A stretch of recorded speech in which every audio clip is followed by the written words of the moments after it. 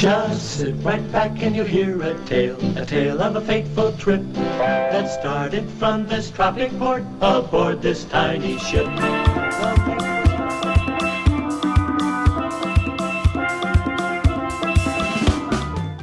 Can't control this reality. This is way too wild. It's too untamable. We're in the early stages of something that's only going to continue to gain momentum. This is an all-star crew. We are in luck. We have some of the finest UFO researchers probably in the world. People who have devoted their life to this phenomena, whatever that is. My name's Alan Steinfeld, and I host a YouTube channel where I'm obsessed with the subject. I mean, I think we all are obsessed. I mean, I think all of it, right? Are you all? It's like, what's going on with us? What's really, there's a phenomenon with us as humans, if that's what we are, that really want to find out. And I think that's why we're in this intimate setting, so we can have this kind of up-close personal dialogue with all of us here. So that makes it special. That makes it like really intimate because we're all in this together. Just reminds me of that thing Martin Luther King said. He said, we've all come on different ships, but now we're all on the same boat. So we're all on the same boat right here.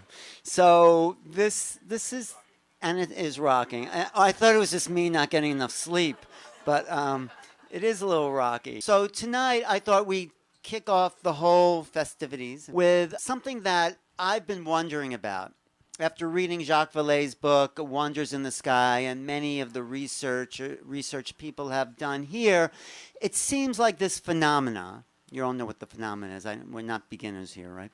So this phenomena, whatever these aerial objects are, seem to be around, if you read Vallée's book and other people's book, for a long, long time. You see those pictures in the Vatican of light ships and cigar-shaped ships that go back hundreds of years, and the talk of the gods or the demons or the angels. So it seems like this phenomena has been around since the beginning of humankind with our identification of the gods.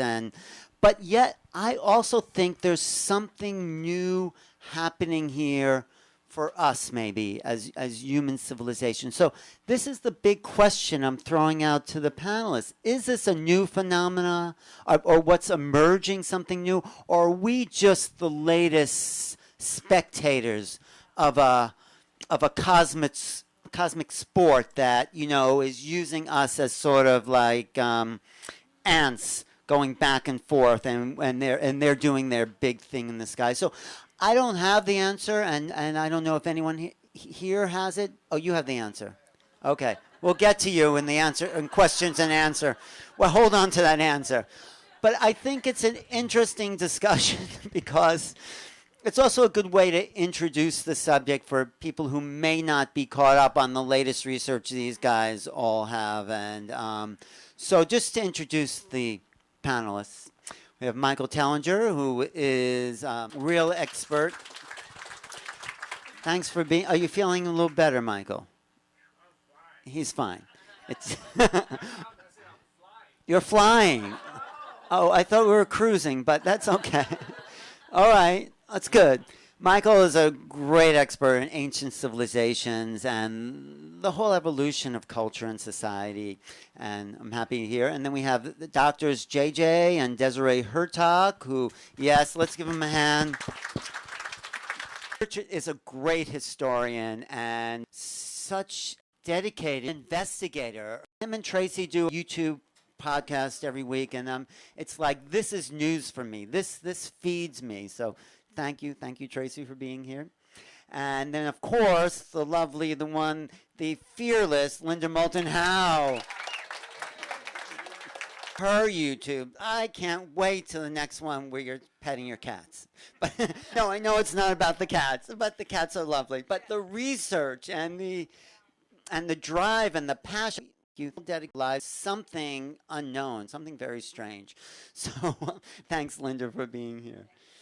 And the one and only Travis Walton, who's Since 1975, he has been a warrior for truth. He has not been thrown by the media for people who want to put him down and people who want to ridicule him. He stood by what happened to him. I mean, what's he going to do? Say it didn't happen? No, it's happened to him, and it's been hard. It's been hard to. And thanks for being here, Travis. I really appreciate it. It's not like this should be a formal panel. I think discussion among the people here, so it's more casual. But I'm just going to throw out the question. Maybe I start with you, Richard, and everyone jump in. So, do you think something new is happening within this UFO world, or is it the same old thing with just a bunch of novice thinking, oh, it's happening to us for the first time? So, thanks, Alan. It's a hard question. You mentioned Jacques Vallée's book Wonders in the Sky, and just this summer I was having a conversation with his co-author, Chris Aubeck, who runs the website Magonia, and Chris is a very serious student of these ancient sightings. He knows them better than I think anyone that I've ever met. And we were debating about this. Yeah. So I guess he really got me into thinking, and I feel that what we deal with in the contemporary UFO phenomenon, to some extent, that there's something different. So like I feel that there are one element of the UFO phenomenon is very technological, in a way that I have a hard time when I look at the earlier accounts to see that definite technology. So I'm not really sure. I mean, I don't really pretend that I know. I'm going to be honest. No. But I feel like we're revolutionizing ourselves right now. We're transforming ourselves in as human all different beings. ways, as human beings. Right. And I think that this technology I think that is a technology, and I think what we're seeing is there's a technological aspect, but there's a non-technological aspect. There's a definite spiritual consciousness element to this that I think I look at as separate. Now maybe I shouldn't, but I think that there's something that's very tangible and there's something that's not tangible. And I don't know how to merge those yet in my own thinking. Well, I don't know if anyone does. Linda, you want to hit? The thing about it is, I really do feel that in December of 1999, some of you have heard me talk about this meeting. It took about a month to be put together with an analyst from the Defense Intelligence Agency who was retiring, and he had a friend and colleague who worked at the World Bank, and the whole meeting was put together through the World Bank and this man, and it had to do with the fact that when my book, Glimpses of Other Realities, Volume 2, High Strangeness, it come out in 1998, he heard about the book, and in the book, the World Bank guy said what he wants to talk with you about is the cloning, the 100-page chapter that you have in Glimpses Volume 2 on the cloning technology in those tubes where bodies are sustained, and that in that chapter, life essence or soul or spirit or all of the above can be transferred from a non-human intelligence into human bodies that can then be inserted into the surface life of the planet. Now, a lot of people want to go scream running to the exits on that, but in this 7-hour discussion that he and I had, the part that I think addresses the question, he said, Linda, our government has proof that 3 competing extraterrestrial biological entities, civilizations, have been using this planet as a laboratory. And he stressed this planet is a laboratory for at least 270 million years. And when I said, well, what is the proof? He said it would be too dangerous for you and for me if I told you. But he said, in that 270 million years of this planet, that what we did not understand is how unique this planet really is. The planet or us as human? The planet, as he went into the geophysics of 8,000 mile diameter, 25,000 miles around, with deep oceans, once upon a time land in a Pangea that began to spread. And that the whole lens, he said the key is that this planet has been perceived as a laboratory for genetic manipulation of all kinds of life species that include us. And then you come to the cloning bodies. What has happened in the evolution from Homo erectus to Cro-Magnon Homo sapiens sapien that now puts us in tubes that something else is putting its life force into to interact with us on the surface of this planet?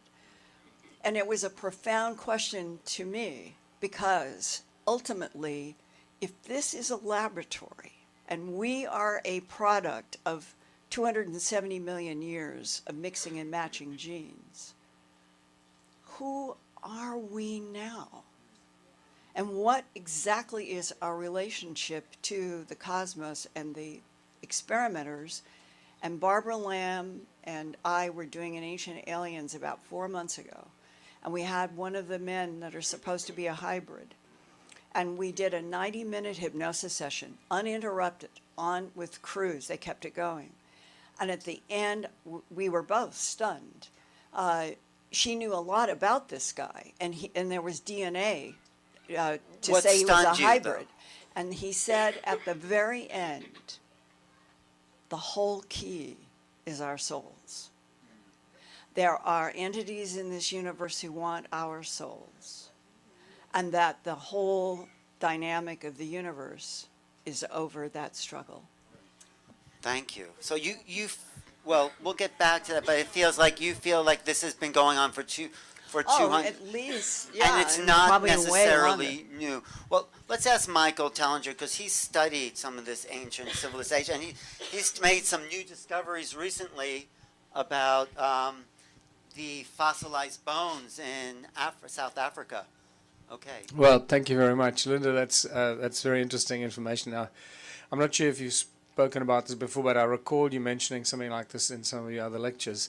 So what I find fascinating is the latest discoveries the last 2 years around the ancient ruins of South Africa. The spotlight has fallen very firmly on the discovery of the fossils, the fossilized and petrified body parts of all kinds of creatures that go back millions and millions of years until just a few thousand years ago. And these creatures are varied. They are humanoid, they are reptilian, they are giants, and a whole cross kind of concoction of mountains literally full of fossilized body parts. And when I say mountains, I'm not exaggerating. I mean, the entire southern African continent is just littered with fossilized body parts of all these kinds of creatures. They range from small ones to giants that are around 300 meters. They'll be like close to 1,000 feet. This is brand new information, and these fossils are all over the place. What this has really led to is that my research into what one would call UFO phenomenon is that we're discussing here is the evidence of ancient beings with very advanced technology and also very advanced thirst for blood and flesh have been around for millions of years. Because what I have in my museum, and I have hundreds, probably thousands of these fossils on display now in my museum in my little town of Watervalboven in Mpumalanga province, South Africa. It's very obvious that somebody was doing a lot of cutting up of creatures, other creatures, preparing various body parts for consumption, and cutting off the legs and other body parts to hang up like we have in our butcheries today. You walk past a butcher, they don't display it in the windows anymore, but they did until quite recently. Right? You see legs of lamb and legs of beef and pork hanging in the butchers, and so we've seen that. We see what it looks like, and this is exactly what I find. These very obviously cut off and severed limbs from creatures. But that's So an ancient that civilization. that That's goes not- back millions of years. The biggest shock to the system. So we're now dealing with a long period of time of activity by weird creatures, who knows what. We've done a lot of channeling there as well, and past life regressions that all confirm very similar kind of activity. And again, we use the argument of statistical probability that this is obviously information that is consistent across many channelers and so forth. Then to not hog the mic for too long, but this combined with the advanced technology, and this was discussed earlier as we started, the technology that I was able to I guess, rediscover the toroidal fields of the torus stones, together with the cone-shaped tools that have now suddenly formed the centerpiece of the spotlight of truly getting to what I believe is the fundamental comprehension and understanding of the laws of nature that govern this 3D reality of ours and beyond. So we have advanced technology that I have on display in my museum, and I have now fossilized body parts of all kinds of creatures, and that tells us we're dealing with an advanced group of beings that had knowledge of sound, resonance, and frequency, and Caesar technology, as in Caesar beam technology. And there was some really weird, bloodthirsty culling going on millions of years in southern Africa, all across. That's interesting. Something must have changed since then. I mean, I'll talk to the Hurtaks now because they've studied ancient civilizations, spirituality, and the UFO phenomena. So Dr. J.J. Hurtak. As some of you may know, we have a organization in South Africa in the cradle of humankind where Homo naledi was just uncovered going back 1 million years. And so we've worked all over the world. I concur that with all of the panelists here that we're seeing an acceleration of ancient wisdom knowledge. Just released a book on Egypt where we have identified saltwater batteries and hydro energy systems that were used underground by the Egyptians. We've had also the opportunity to work in Japan under the ocean and other parts of the world in sacred areas that represent models of what we will call advanced technology that was here tens of thousands of years ago. But for me, this is a very important turning point because 40 years ago, I released information on the extraterrestrial bodies the American government had. And I had a caveat with that, and I said there was a cloning process that was observed. And so this ties in with what Linda has observed.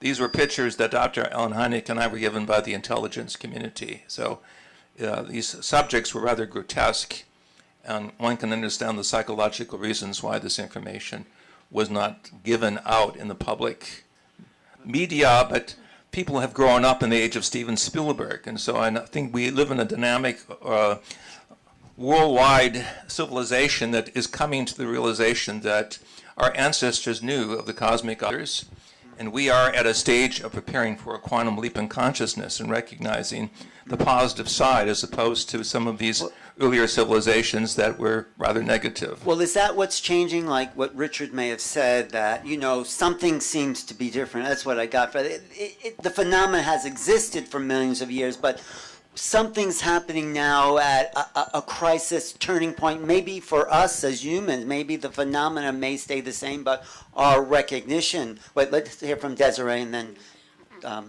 Travis. Okay, yeah, so I just want to go back a little bit to say, because of our work in Egypt, you also find in Egypt, and we often show this, all the different types of intelligence, like bird-faced beings, reptilian beings. They're all in the starships that are going over. And even genetic engineering, you find statues that have like a bird head and a reptilian body. This is some of the statues that have existed for many years. And we think this goes back, you know, beyond the 6,000 years of normal Egyptian history. But with that said, and we also say that in terms of life on this planet, if someone really believes a giraffe got to be long neck because he kept going higher for trees. I mean, I got a used car I can sell you, you know? I mean, really, there's definitely genetic engineering that had gone on with all the various life forms on this planet. Now, with that said, I want to go back to what Linda was saying, and that is the fact that we feel, although all animals and plants have a special energy and a special souls, that the human species, which we call the Adamic species, based on some, biblical words that, people can recognize, has also a special soul. And I think that that's what some of these extraterrestrials, especially those that have been cloned for a long time, are in need of. Because it seems that a lot of times, and this goes back to our friend Virgil Armstrong, and also Elizabeth Clark, who wrote a book that said, or I think in her book she said, good planets are hard to find, so that kind of ties in a little bit. But the idea is that there is something special, that soul capacity that we have, which can go beyond just this third and fourth dimension. We've worked with remote viewing, and our friends have said remote viewing, we may be actually able to function in a fifth dimensional, even sixth, seventh, or eighth dimensional reality. And now there's this whole science on what's called E8 that recognizes that maybe the eighth dimension is a priority dimension, like a blueprint dimension, to manifest down here the third and fourth dimensional reality, and they're trying to even fit the atomic structures into that. So, basically these are our capacities that we have never used and that we have the ability to use, we believe. But in actuality, some of these alien races really do want that type of intelligence. They want the ability that we have. So it's important to realize this. I just want to say one other thing, that Jan Hartson and Dr. Hurtak and I were just in Barcelona, and we were fortunate to be with actually Michio Kaku on a panel, because he was starting to open up to some of these ideas. But Jaime Maussan, and we're all going now to Mexico, right? I mean, and the best researcher, who's someone actually, in a sense, my husband got him going on, is Jaime Maussan. So how many people know of Jaime Maussan? Yeah, right. Yes. Okay, he is the top guy in Mexico. And he was showing just 2018 and 2019 film footage, and it was full time. I mean, these are UFO over UFOs. Mexico's. Over Mexico. So we're going into Mexico, which is really cool. But he had you were there for that, right? So much film footage. So I'm not saying we're all going to see something, but you're going to a land that is really frequented by extraterrestrial intelligence. So we think this is like, with climate change, with political issues, we feel that there's a reason why they're giving us information about who we are and why we're here, and that changes are coming. Right, and there's a reason we're here on this ship going to Mexico. Really. Travis, you had... Well, I think the question is directed to, is there in today's world a observable tipping point, a critical mass? Have we reached a point in society where people are going to lean back the other way? For so many years, back when my incident happened, something to be ridiculed, it was something that was in such a minority that you were swimming upstream. There was just too much going in the opposite direction. The weight of that was overwhelming at the time. But over time, I think it's shifted. And I think that the recent moderate concessions that the government have made are due to the fact that they're realizing that in the population we've reached the critical mass, the tipping point, and it's no longer effective to try to destroy the reputation of people who are reporting it, because it's destroying their reputation, because everybody knows they're lying, and pretty soon they're the ones who look ridiculous. So they're taking a different tack. It's just not working anymore to try to put it down and ridicule it. Different orientation to the phenomenon by the mass culture. I mean, mass culture as reflected in the media. And also, do you think since your time, 75, the phenomena has changed at all from what you've heard about it, or? No, I don't really think it's that much different. I think the perception of it is different. Oh, interesting. The whole bottom line of what I was trying to explain, something has happened that the current Homo sapiens sapien has reached some kind of a point that has to do with this conflict of other civilizations. And that's why, and it's sort of like your tipping point. We are at a completely different node, and that there's no possibility of going, let's say, to the end of this, of going to the end of this century and still denying, still saying we're alone in the universe is absurd. And that when David Fravor, the Navy pilot, it was in January, I think, after the December announcement in the New York Times and Politico and Washington Post, I interviewed him for Phenomenon Radio, and he said, with anger in his voice, and that was the part that was impressive. He was actually very angry. He said, I am sick and tired, those were his words, of people who are not skilled jet pilots telling me that what we had on our FLIR was some hidden black program that the United States had and we were left out of the loop.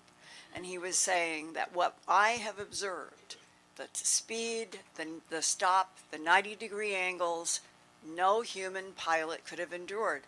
So everything...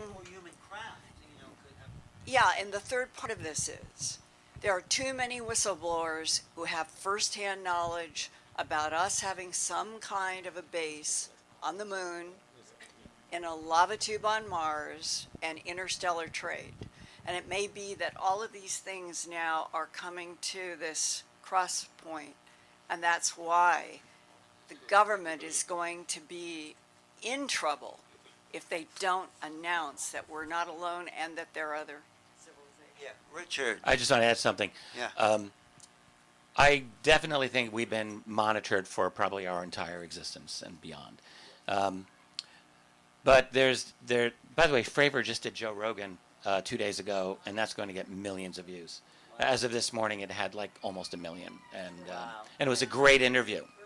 It's a great interview. Rogan's really amazing at bringing these things out. You should be on Rogan. That would be nice. So let's go. You can make that happen. But the thing about the technology, Fravor, right, he was very particular about the way this object moved. It's like, this is what's different than the ancient sightings, in my opinion. It's like there are sightings of ancient times that are reminiscent of technology, but there's so many that aren't. Like there's so many sightings of, in the medieval times, someone will say, I saw a light and it descended to the ground, and I went over there and I had a vision of the Virgin Mary, and she told me to build a church on this spot. Right. And like there are churches that actually have these stories, and it happens many, many times. Right. So there's something very intensely personal and not. But they may not have the orientation towards technology that we had also. Yes, definitely. But it's also true, like, you don't really get technological descriptions by and large. And there's no descriptions of gray aliens. Right. That's interesting. Like, there aren't. Now, there's a petroglyph that's got an alleged gray alien on it now, and people are talking, but I'm holding out on that. But in terms of actual descriptions, there's none. Right. So I personally think this is an ancient phenomenon. We have always been of interest, but right now we are reinventing ourselves, not just as a civilization, but as a species. All right, so we're mastering artificial intelligence, 5G, which, goodbye privacy, that's gone. We're recreating our total civilization in a way right now that's incomprehensible. Genetic engineering. Think about all of what we're actually going to be like, we human beings, in 1 century from now. Like it's almost. I get me on a ship. I'm going to get a little bungalow on Mars. I don't want to be here. Like, but that's why they talk about transhumanism, where absolutely with implants in your brain, little chips to make you smarter. No, they won't make you smarter. A cell phone inside your brain is not going to make you smarter. But my point is simply we're transforming ourselves right now and creating an incredible 24/7 totalitarian infrastructure. And I've talked about this with Tracy. This infrastructure may not be all that great for us, but what about an observing intelligence that's watching this? Could this be a nice little prize for them? What do you mean by infrastructure? I mean a technological infrastructure that is artificially intelligent, that basically runs itself, that monitors everything, that controls everything, that could be a great prize for someone to scoop up. Like, maybe not all artificial intelligences are the same around the universe. Maybe human AI is a little unique. Human minds are unique. Human minds are very, ambitious and aggressive and initiative type, right? We have a lot of initiative. Maybe our AI is actually reflects that, and maybe our AI and our future tech could be of great value to someone else who sees that and thinks, we want that. Like, I really wonder, because we're right now at the cusp of creating, it's not going to be utopia, guys. It's going to be a total dystopia. That's my vision. I don't think it's going to be a good vision. So, but someone else might want that. Well, I have to go back to what the Hurtaks talk about as far as a spiritual evolution. You know, we are becoming more ensouled, more in touch with this. We're going to be completely monitored. There's not going to be a single ounce of freedom left. So if you call that spiritual, no, I don't call that spiritual. Like, I call the bypass over that as a spiritual. That's maybe the only solution. Well, I think it is the solution. I think that's what we're being. I think that that's and what also we're being stopping pushed for. I mean, JJ and Desiree, if you want to comment, because I think that's our salvation, is becoming this eternal being, the awareness of our eternal soul. That's what I think. So in 1995, my colleague Russell Targ, noted physicist, got permission to release documentation that was top secret on the real X-Files of how government scientists at Stanford Research Institute and other places had actually shown the reality of our human multidimensionality. Mind over matter does work.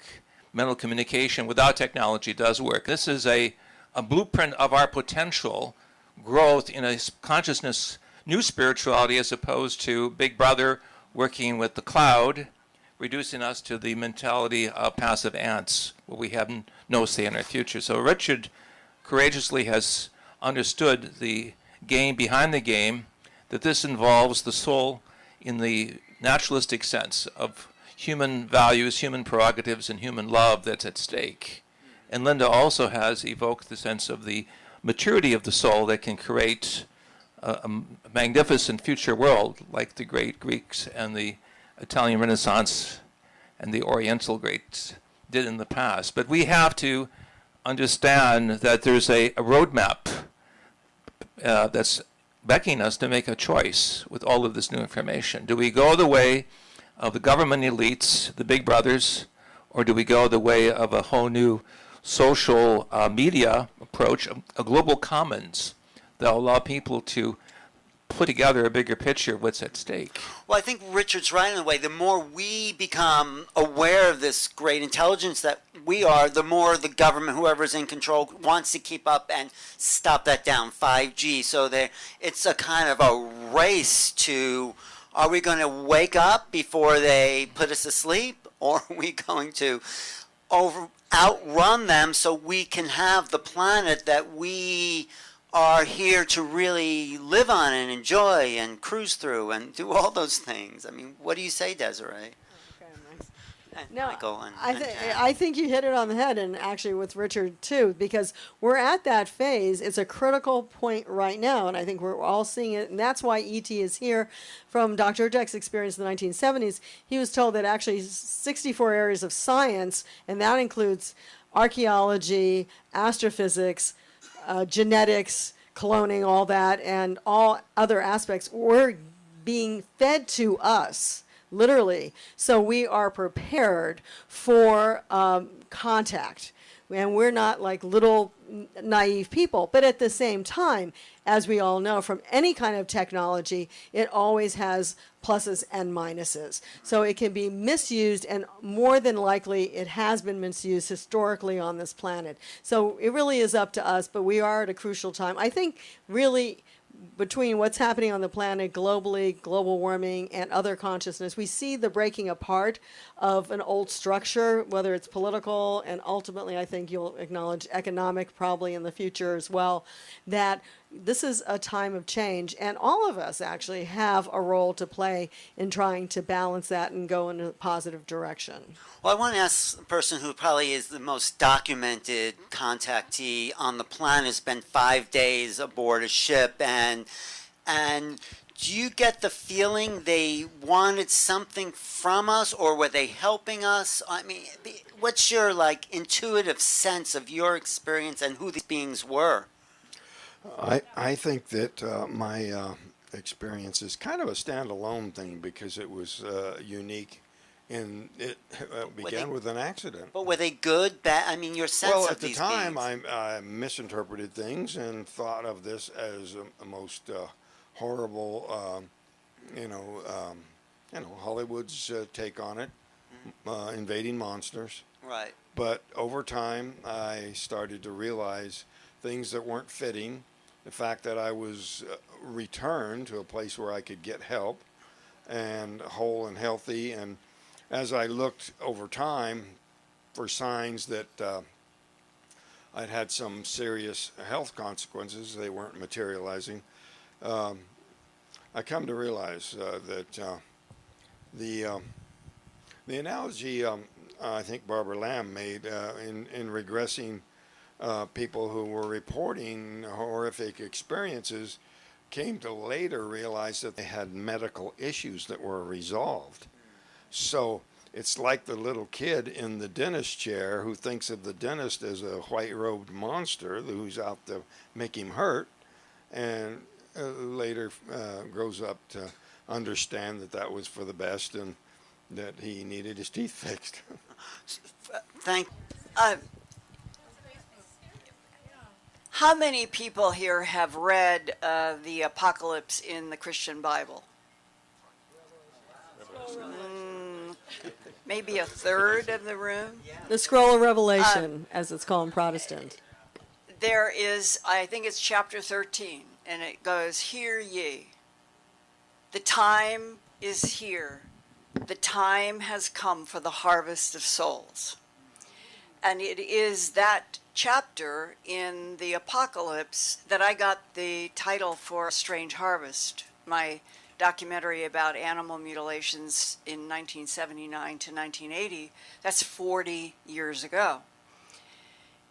In just the last 5 years, I've had a discussion with a physicist and a person in the military who has done a lot of work having to do with extraterrestrial challenges. And both of them have talked to me about, and this was before any of the 2019, because for the first time in 2019 came the headlines about that the black hole at the center of the Milky Way galaxy can burp energy. It isn't the release of light, and it isn't the release of matter. It is a burping of energy on a cyclic basis. 5 years ago, a scientist, a physicist, who said, "I can't prove to you, Linda, because it's all sealed." But I worked at Area 51 in the early 70s, and we were studying this problem then, that if the black hole burps on a regular 6,000 or whatever the cycle, it will cause a Noah's flood on this planet, having to do with an inertial jerk of the planet from the impact of the energy. It wouldn't just be the Earth, it would be everything. And he said, and we were running big computer models on this. And he said, if the projections are going to happen, meaning that the black hole will do this burp, that we will have in the next 10 to 15 years something like a Noah's flood. Now, the only reason I'm bringing this up is I don't feel any fear, and he said he didn't either. That there is something, though, about this moment. The time is right. The time for the harvest of souls. How many cycles is it related to in this universe? And that is part of this tipping that everybody is feeling. That this world cannot go on the way it is. Right. We're seeing that now. But let's go back to the past when those fossilized body parts happened. Was that an apocalypse? And did we come through that? I mean, what's your resolution about the past there, Michael? So interesting words that were used here. The past, the harvest of souls, a flood, And we keep talking about technology, and this is just the phenomenal thing. I'm faced with these things every day in the mountains that I explore in South Africa, where all of this is right there in front of us to see, literally right there. There's evidence of a flood. I'm pulling the fossils out of meters and meters of mud on tops of mountains, where you can see it was deposited mud from the way the soil formed and what it looks like today. So a flood, absolutely. The question is, how many of these have we had? How many of these cycles have we had? And I'm beginning to believe that maybe they've been going on forever. Maybe this is actually something that just goes on and on and on and on and on. And that's just like maybe this Earth of ours is eternal. Maybe it's a whole different picture that we're seeing here. What I'm finding fascinating is the technology, and we've spoken about a number of things here, and buzzwords come out, and for me it's critical to start connecting a lot of these dots. First of all, I think we need to be open to a lot of new ideas, and be prepared to discard things that we may have held very dear to us. For example, what is space? What is space really? If we think space is what NASA tells us, then I think we're barking up the wrong tree. So the question is the government lying to us? Please answer, is the government lying to us? Are the pharmaceutical companies lying to us? Is the media lying to us? Are the energy companies lying to us? So why on earth would anybody believe that NASA is telling us the truth? If you just follow that logic. So I believe that much of what NASA is sharing with us is part of the disinformation campaign to send us down the wrong track. What I'm finding through the research and the physical research, the actual stuff that I can take you and show you, is that everything we've been told about space is most likely a lie as well. And I know that might sit quite heavily and quite harsh even with some of our panels. Well, like what? What do you think was a lie about space? I'm just curious. Well, like the fact that space is a vacuum.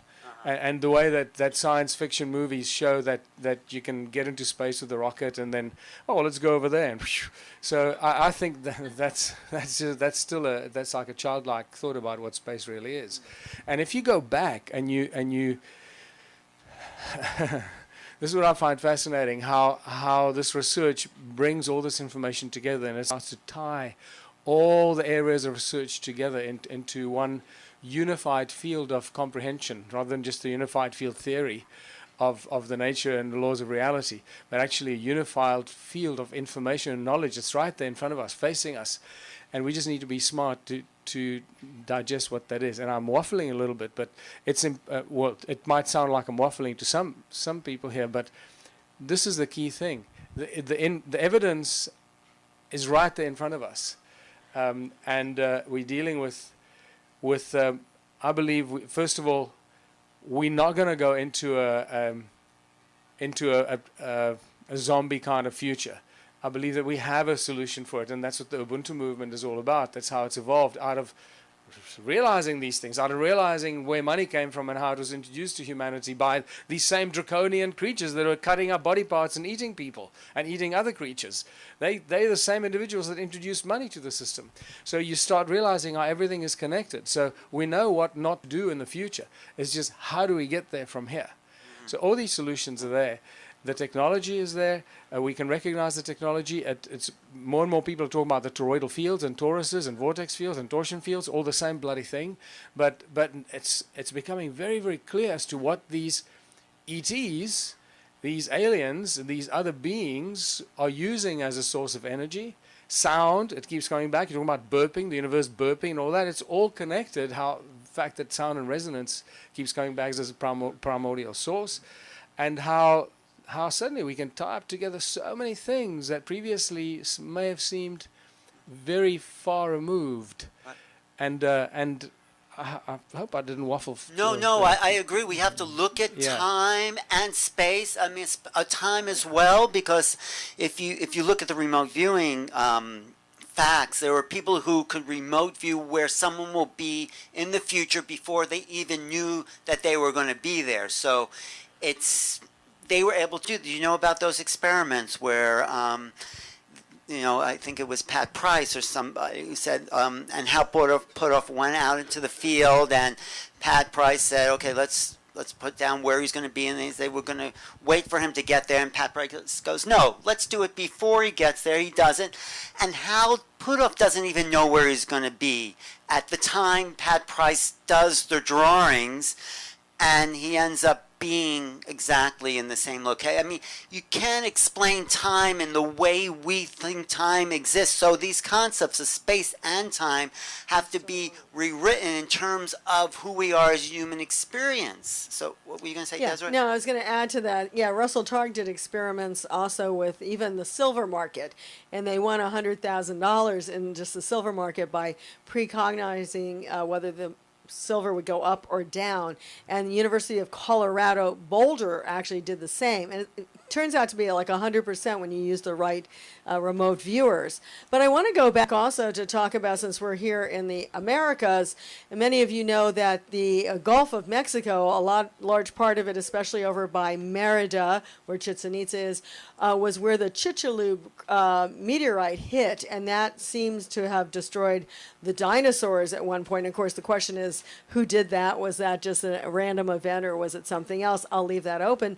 But there, in addition to that, there was also the Great North American Extinction Event, which they're feeling the South American Extinction Event could have been almost simultaneous.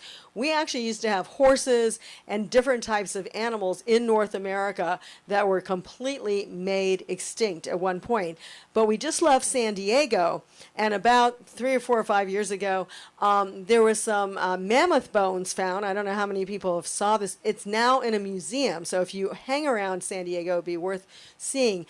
And it was 130,000 years ago where these mammoth bones were laid, and they were laid perfectly like an intelligent being, either a hominid like Neanderthal or early Homo sapiens, placed them in San Diego 130,000 years ago. So that's something to really change the books. I mean, we really are changing our reality. Right. So these cycles do take place from time to time, of course. And I also think we're changing who we are. This is what Richard, in response to your question, they will only get us trapped if we continue to think we are the same people we've always been, trapped in a particular limited time and space. But we are changing the definitions of time and space. And what do you call it? A moving quicksand in a hall of mirrors? What's that? Yeah. Hall of mirrors with a quicksand floor. We are getting used to being that. So if we're getting used to being, what, you had something else to say? No, I was just going to add to what you guys are saying is also, I think a lot of the experiencers are also starting to experience other realities. And it takes you beyond space-time. I mean, space-time is really only a third and fourth dimensional reality. And I think the vehicles are already, going through walls. That's not 3 and 4th dimensions. Those are already 5th dimension, 8th dimension. Some people talk about more. So, I mean, I think we're moving into that, and I do feel that there's certain levels of intelligence, whether it's on this planet or otherwise, that don't want us to do that. There is a physicist. She is at Harvard. I talked with her a week and a half ago. Stand up. And she is now working, trying to access, and the way it's very difficult to grasp this.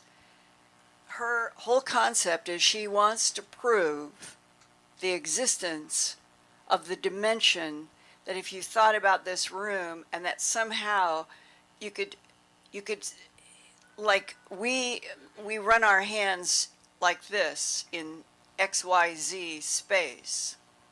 And so we think of this as the dimension that we're in, and we call it the 3 dimension. And she is going to try to prove access. It has to be access to a dimension that is backing. Think of a tailored suit. This would be the dimension we're in. And then in here is the dimension she's trying to access. And even if it is mathematical, this is Harvard, and they are now trying, through this work that she is doing, to prove the existence of the inner lining dimension to this universe. And then beyond that, we had a discussion about the whole idea of multiple dimensions that include multiple universes I interviewed Roger Penrose and Stuart Hameroff last year, and they both had the same, we'll say, landscape. In fact, I'd say that Roger Penrose basically dismissed the idea of a singularity. He said, I do not think there was a singularity. He said, I think that we are, as his book, Cycles of Time, there is a machinery that is cyclic, an evolutionary, that is not just this universe, but an endless, infinite of dimensions and universes. And the human mind can't grasp that. Those guys are working in that level. And the very idea that there is this physicist at Harvard, and that's what she wants to do, is prove the existence of the inner lining of this three-dimensional universe. I think the human mind can grasp it, but we haven't been educated. We've been dumbed down. We think that, those multiple dimensional facts are beyond our reach. But if we understood who we were, what the capacity of our brains really were, then we'd be able to overcome whatever the cabal, whatever you want to call these beings, want to put on top of us. That's what we have to our advantage, is finding out the capacity of human thought and consciousness. And so that's our real destiny. So Desiree and I were just lecturing with Roger Penrose and Stuart Hameroff at the Consciousness Conference in Switzerland. And it was clear to Roger and all of the younger physicists that the missing part of the science of the past is consciousness. Consciousness is the hidden variable for quantum transitions, for the quantum change of the collective mind that's appearing from all directions. And so as we go beyond the physical architecture, the nuts and bolts, what MUFON was involved with for many years, thanks to people like Jan who's had experiences, and we work with those scientists who know that they can reach across three-dimensional, four-dimensional space-time constructs, that there is a brave new world out there that can supply us with the energy and the information that we need to be David's against Goliath, and not to give up because of the way that information has been compartmentalized and given up with the concept of fear, that we have no meaning, no reality. We are somebody, we are something, and we are collectively stronger than all of these people in authority. Well, JJ, Dr. Hurtak, you've had a transcendental experience where you actually transmuted, if people don't know his story, in the book of Knowledge Keys of Enoch, he had a transpersonal experience. He took his body, you left this dimensional space. And I was shown a roadmap of where we would go to sacred areas of the world, even including in Japan, Yonaguni. I was shown this 30 years before Japanese scientists and underwater experts found evidence of an ancient civilization that once was above the waterline that was now under the waterline. And working with Dr. Kamara from Okinawa, we did a documentary showing that there's much of history that's underwater that shows that we've been in cataclysmic changes, and this is part of the pattern. We accept this even if we have to make these powerful and painful adjustments, knowing that the human intelligence does survive and we're being given input that we will survive these changes no matter how difficult. But there's something about us that can transcend time and space as well. But this is also revolving around not extraterrestrial but ultra-terrestrial intelligence that is multidimensional and capable of reaching us in a unique way of raising our consciousness, where we can see something much greater than just the physical technology. Well, Jan, are you finding that in the MUFON reports there's more stories or people talk? And I've had an update from a Navy SEAL that I have known now for 3 years, not on video. He was helpful in an aspect of the Antarctic research, and then I did Spartan 1 and 2, and he validated for me much of what Spartan 1 said from his own experience. And he stays in touch with me in a way that is encrypted and is safe so far. And he sent me something. He said, Linda, I have been able to learn that the missing scientists in 1998, they did blood tests on them. and the blood tests revealed that they had been in outer space. And all of a sudden, when I called up Brian S., for those of you who are familiar with a naval flight engineer who had been working for 20 years with the Navy, and then his C-130 crew, they saw the silver disc come up but wouldn't cross Beardmore Glacier, that there was a big hole in the ice, that he was involved with the missing National Science Foundation scientists for 2 weeks. And then when they went, they'd been missing. And then they got some kind of a communication as fast as possible, get over back to this base in Marie Birdland and pick up those scientists and bring them back to McMurdo. And the crew thought that they would be seeing this crew of 15 NSF scientists screaming, happy, you know, normal human.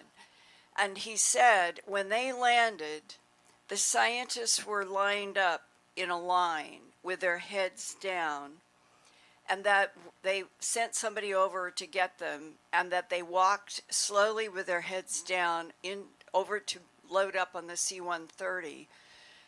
Not one word, not one eye contact, and that Brian himself leaned over to one of the male scientists that was closest to where he was sitting and touched his knee and said, "Is there anything I can do for you?" And the scientist never moved, never looked, never uttered anything. So now I called Brian and I said, he knows about this particular Navy SEAL, and I said, this is what he has reported. And Brian said, you know, Linda, that would explain all of the rumors that were back in McMurdo, that the NSF scientists have been dealing with extraterrestrials in a place deep under the ice. And if they had gone out into space, the question would be why? And where are they? And what were they doing? And today, the story is, I have so much more to report to you on Spartan 1 and Spartan 2 now at our boat cruise. No, that's incredible, because that is one of the most mysterious things that you have ever reported, these people missing, and they seem traumatized. I mean, totally traumatized. Yes, that's the impression I go, 15 minutes ago. And the men in black. And the men in black who I... The black tie, can you meet, in Antarctica, after the NSF, to have men show up in black suits, black shirts, black shoes, white, and tell them, you keep your mouth shut, nobody is to talk. And yet Brian said, why didn't they make us sign NDAs, non-disclosure agreements? It's also schizophrenic. Yeah, I guess that's it. So on that note, let's take some questions. No, for people who are interested in any of the aspects. Yeah. Here, let me just. Here. Jan. Here, you want to use when the you mic? said the orb. You can just play. Oh, I'm sorry. All right, thank you. When you said the orb went through the wall and turned into a being, what kind of being do you know? Well, the one case I'm thinking of, I believe it was like a gray alien. I'd have to go back and check my notes, but it was more of a gray alien. Yeah. Now there have angelic type beings too. I mean, people see. I mean, we were just at this conference in Barcelona, Spain. I had no less than 3 people come up to me unsolicited and tell me about their interactions with light beings and what they had been told and how it had transformed their lives. So it seems to me there's a lot more going on out there than we really know. And I think a lot of people are keeping it to themselves because you just can't go to your neighbor and say, oh, by the way, I had a light being come see me last night. I mean, you kind of get scoffed at. So there is a lot of this interaction going on. All I was saying that was these orbs of light seem to be intelligences and maybe some kind of energy, and at least some of them appear to be able to turn into beings. It makes me wonder, you know, we've all seen the Wizard of Oz, right? And the good witch who comes down in the ball of light. And then there's, Right. I mean, I wonder if the writer actually had that experience, and that's where he got that from. Wow, that's an interesting concept. Oh, here's another question.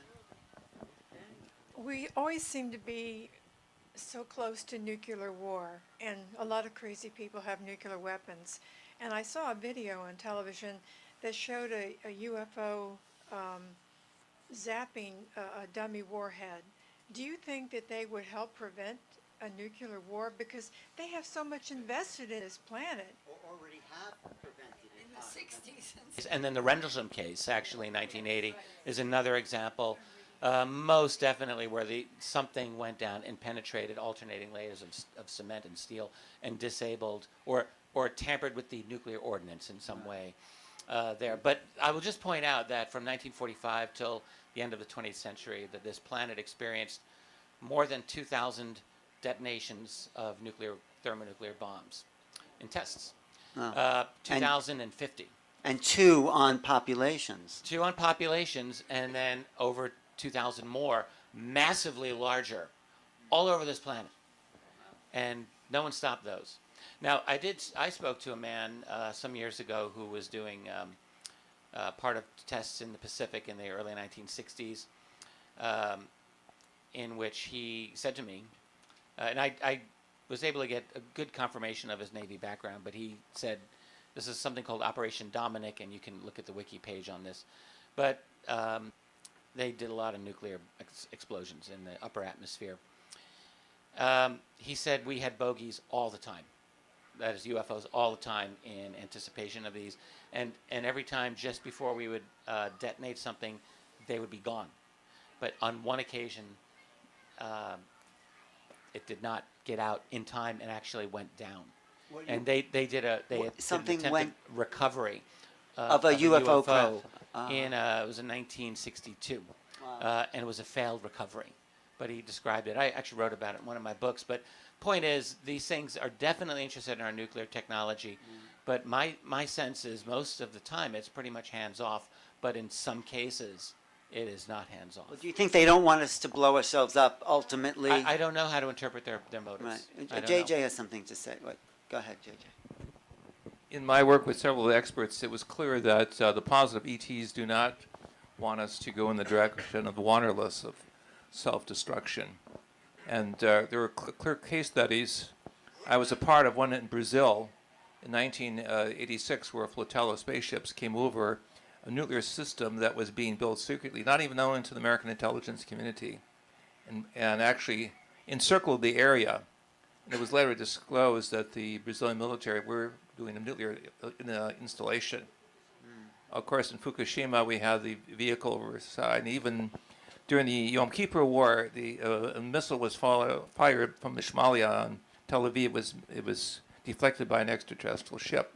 And of course, then we know Atusha in Argentina, and I can go on. There are many other instances, but clearly there is a plethora of instances where World War III has been stopped by ET, fast-flying, elusive objects over nuclear weapon systems. The neutralization of power plants also. Yeah. That would be used incorrectly. And did you have something here? Just go ahead. Oh, go ahead. Well, there were also reports back in 1975 about missiles being disabled. I don't know about launch codes, but I remember hearing about that, writing about that. Thank you. This was from my brother. He was a helicopter pilot. He was based at Malmstrom Air Force Base, so this was his firsthand. And he was at a wing party, and they had all of these alerts going off, and he had to fly one of the military authorities in a helicopter toward where the sabotage alert team said that there was a football field sized orange fluorescent light, and it had come down very close above this missile silo. And this was a very long involved wear. Jets were scrambled, he's in a helicopter, and then when the jets got within eyesight, the big orange fluorescent, the sabotage alert team said it's gone out, like you shut off a light. And the jets circled and circled, and they couldn't see anything, and the SAT team kept saying it has to be there. The jets are pulled back. My brother in the helicopter is pulled back. The big 300-foot orange comes right where it was. and went off, and Doppler 200, I can't remember now, 200 miles, I don't remember what it was. But now here's the part. My brother said 2 days later, because he was involved in this whole operation, they had taken the missile out and it had been examined. And in those days, it was a magnetic tape that had the zeros and ones for targeting information. And he said just the target zeros and ones had been changed. Everything else in the tape was exactly, the target alone had been changed. And he said they all were with their mouths open and nobody had even an idea how the missile would be 80 feet down. Right. And that meant that something had the ability to isolate and change the zeros and ones in the magnetic tape. And that is shocking. We're talking about it. That's your tipping point. What's that? The military is the tipping point. What? We now have an entire generation of us who are willing to come out and talk about this. I don't think I need that. I got a lot enough noise. Can you hear me? So, Bob Salas, my fellow missileman, what do you think we do when we're waiting for combat? Combat is seconds of sheer terror punctuated by hours and weeks and days of nothing but boredom. Thanks to you folks and some of the rest of you folks out here, now what we're reading while we're on watch 60 feet down or at an airfield waiting to go rescue hostages, we're reading you. We're watching your YouTube videos. And we are waking up. And that is your tipping point. Are you still in the military? You can't tell. That's fine. You said enough. Okay. Thank you very much. That's great. I really that's good for us to know that we're feeding the population something that's making an influence. Aren't you happy about that? Yes. Okay. We should wrap up. I just want to get one comment from James Gilliland, if you don't mind. Tell us, say where you think we are in the evolution of UFO contact. What's happening at the ranch, at East City Ranch, is everything is escalated off the scale. And we're having more and more ships coming in, every size, shape, and color. There's closer contact. It's more consciousness oriented, but they are showing themselves. We have direct knowledge before. They tell us when they're going to show and appear, and we have major news crews out there and Paranormal State and people like that out there. We tell them exactly where the ships are going to appear, and they have their cameras rolling. What's really odd, though, is that we've had people out there like, Ancient Aliens came out and they scrapped everything. And I answered all the questions that they said in their thing. I had all the answers for an hour and a half. I sat down, gave them the answers, and they scrapped the whole thing. No, I was gone. They went to my ranch and they cut me out of it completely because they want to keep the questions going. They don't want to answer the questions. We just had it with another group. But I think that's one of the problems is we have to start educating ourselves and start asking the right questions. Not like, are they real? Or who are they? Why are they here? What are their cultures like? What's their technology like? Because we've gone so far beyond that. And it's like, I think, to me, it's going in a very positive direction. I know things that if I told people, they'd freak out. They wouldn't believe it until it manifests. But they are working with all the world leaders. There's a lot of show going on. But behind the scenes, everything is coming together. And so it's very big what's going on. The major leaders, the old saying is the golden rule is he who owns the gold makes the rules. Well, he who owns the gold is aligned with Kuan Yin, and we've had Kuan Yin appearing at the ranch and appearing to all these other leaders. So there is a major spiritual component to all of this stuff, and it's tied into the multidimensional ETs and the world leaders right now. So there's something very big unfolding.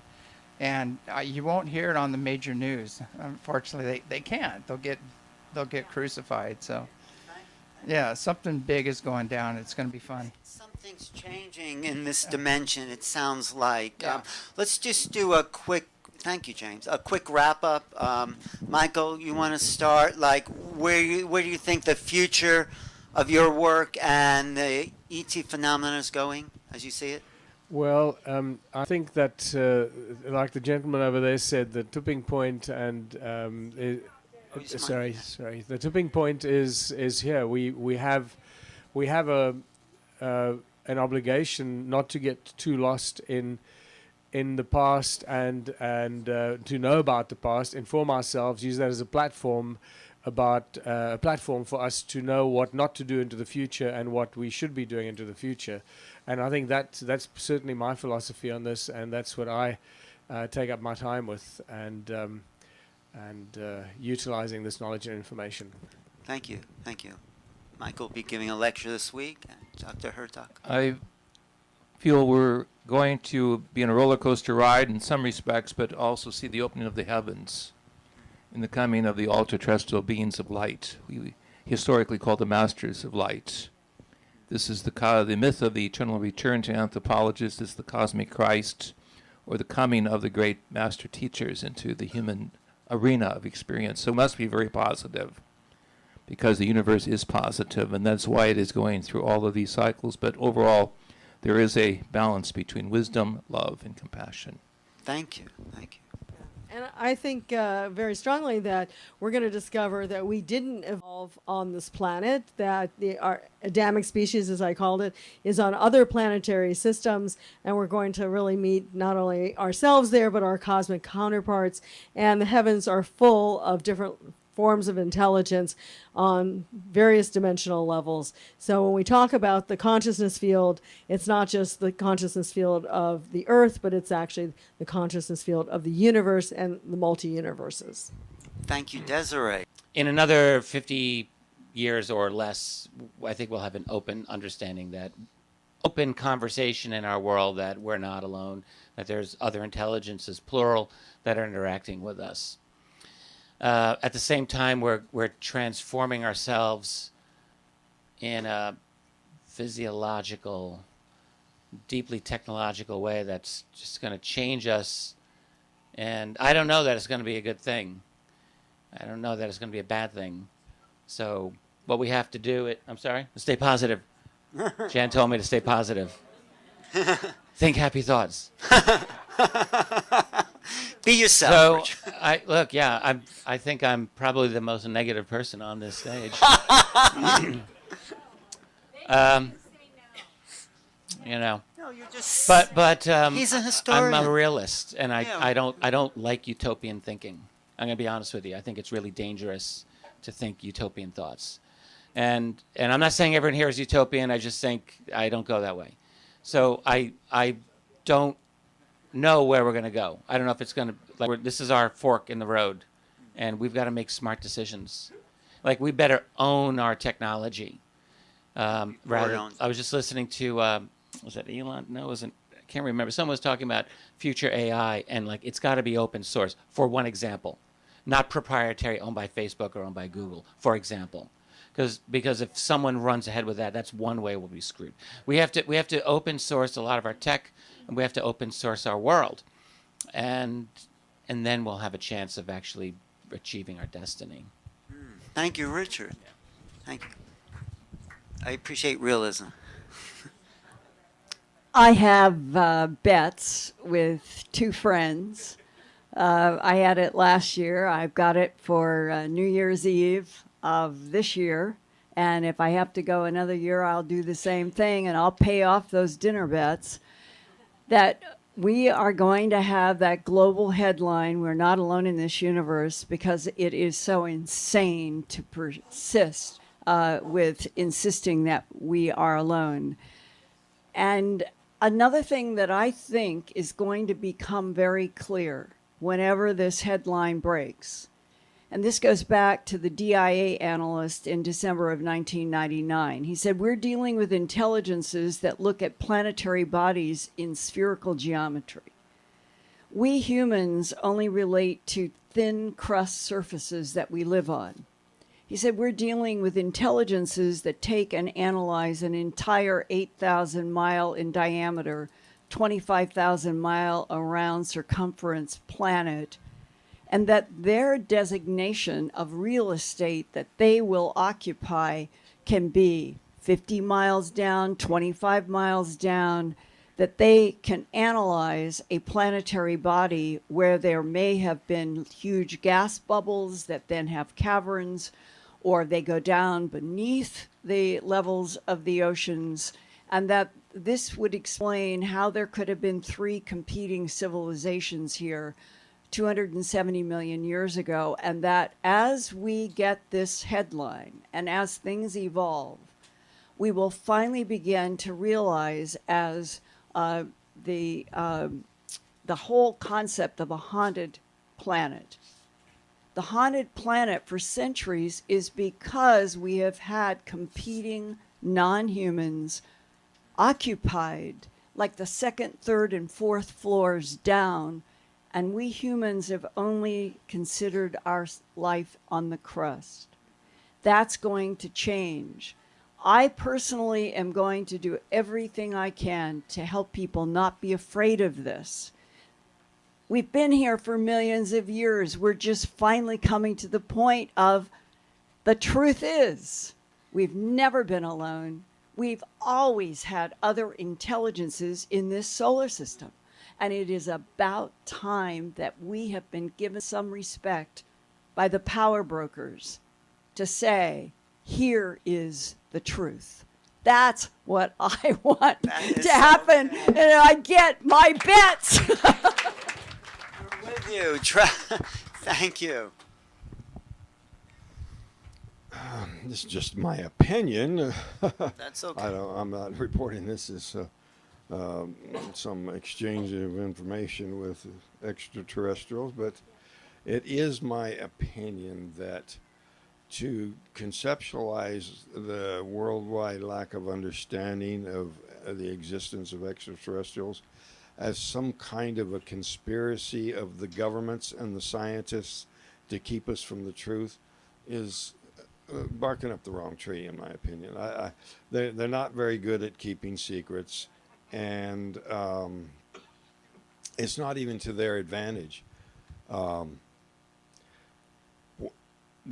Who's keeping the secret from us is the aliens themselves. And you have to say, why? Why? Why don't they just come down and say, here we are, here's technology? I think they're benevolent. And their benevolence is what prevents them from doing that. To do that would be destructive on a massive scale. And the only thing delaying that is our own readiness or lack of readiness. There's all kinds of things we need to progress on before they're willing to override what's been called the Prime Directive, the Non-Interference Directive, or whatever. I really don't believe that when you catch a glimpse of these craft in the sky that the aliens have slipped up. Oops, human saw me again. You know, I think that those things of being seen are deliberate, they're intentional, and it's a conditioning process. Just here's a glimpse, that's all you get. And even to the point of manipulating how good your picture was. It's got to be on that border between, that could be something, and no, that's nothing. To nudge us in that direction so that it doesn't have that wham-bam sort of effect. And so bottom line is, what's holding us back is us. Yes, thank you. To sum up what I got from all of this and my own ideas is that we have to grow up. We have to learn how to understand our minds as free agents in a multiple time-space universe. We have to break out of the boxes that we've been confined by our media, our politics, our government, our education. They've all made us very small thinking people, and we're not. We are the great potential masters of this destiny, and we're here to wake up to this great cosmic interchange that we're can't be the only one. We're not a freak of nature. Life is abundant in the universe, and we're part of this ongoing existence. And if we knew that, if we believed in that, we would be able to meet these ETs face to face, and we'd live in a whole different cosmos. And I think that's what we're graduating towards. And I think everyone up here is contributing to our evolution. Everyone here, and Susan herself. Thank you, Susan, for making this possible. And thank Alan did a lot to make this possible. I want you all to know. Behind the scenes, Alan really did a lot to make this cruise happen. Thank you. Well, thank you. I want to know what's going on. I think the only way we can know is to connect the dots that each of these people have put their life's work into. So thank you, and thank you all, and we'll see you next week.